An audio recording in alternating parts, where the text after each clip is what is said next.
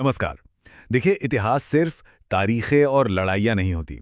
ये उन लोगों की कहानी है जिन्होंने हमारा आज बनाया। पर क्या हो जब हम उन लोगों के नाम ही भूल जाएं?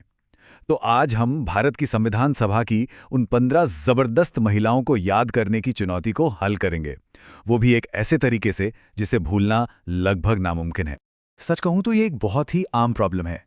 चाहे एग्जाम की तैयारी करनी हो या बस अपने इतिहास को थोड़ा और जानना हो, नामों की एक लंबी लिस्ट याद रखना सच में बहुत मुश्किल हो सकता है।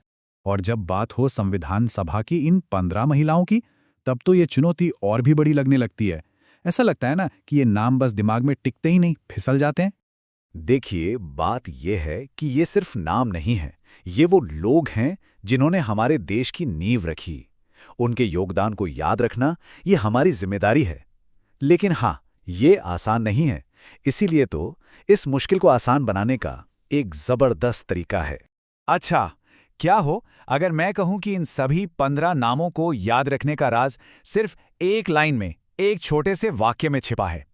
एक ऐसा तरीका जो अविश्वसनीय रूप से सरल है। तो ये रही वो जादुई लाइन, जरा ध्यान से सुनिए। सर, आप सब वहां जाकर दाल में चीनी डालिए। सर, सुनने में थोड़ा अजीब है ना?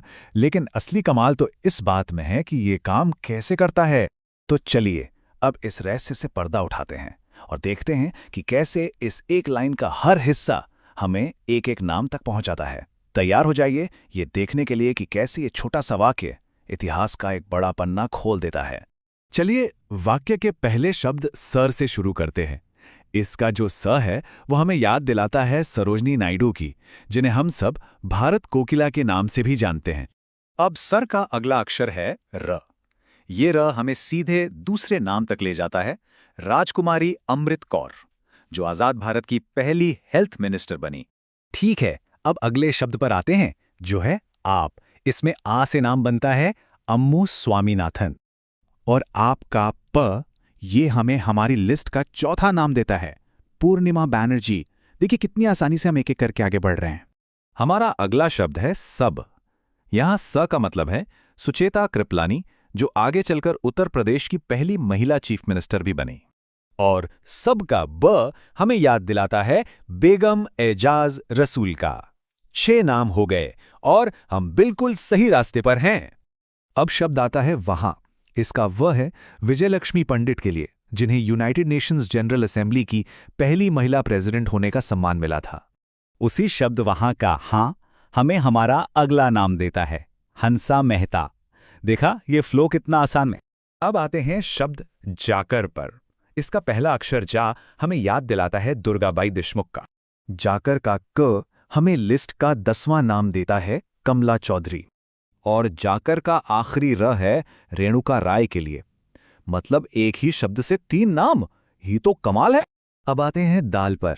इसका द है दक्षायनी वेलायुधन के लिए।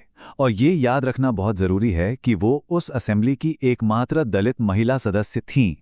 दाल का अगला अक्षर ल हमें लीला रॉय का नाम याद दिलाता है। इसके बाद है में, जो हमें मालती चौधरी के नाम से जोड़ता है। बस अब एक नाम और बाकी है। और हमारी इस ट्रिक का आखिरी शब्द चीनी हमें 15वां और फाइनल नाम देता है एनी मस्करीन।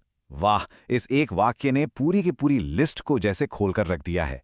तो अब जब हर पजल का टुकड़ा अपनी जगह पर है, तो चलिए पूरी तस्वीर को एक बार एक साथ देखते हैं, ताकि ये जानकारी दिमाग में एकदम पक्की हो जाए।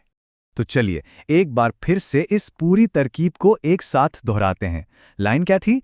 सर, आप सब वहां जाकर दाल में चीनी डालिए। सर, सर से सरोजनी और राजकुमारी, आपसे अम्मू और पूर्णिमा, सब से सुचेता और बेगम, वहां से विजयलक्ष्मी और हंसा, जाकर से दुर्गाबाई, कमला और रेणुका, और आखिर में दाल में चीनी से दक्षायनी, लीला, मालती और एनी।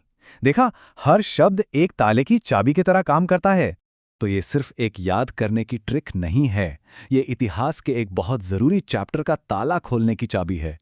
एक ऐसी चाबी जो हमें उन महिलाओं का सम्मान करने और उनके योगदान को हमेशा याद रखने में मदद करती है।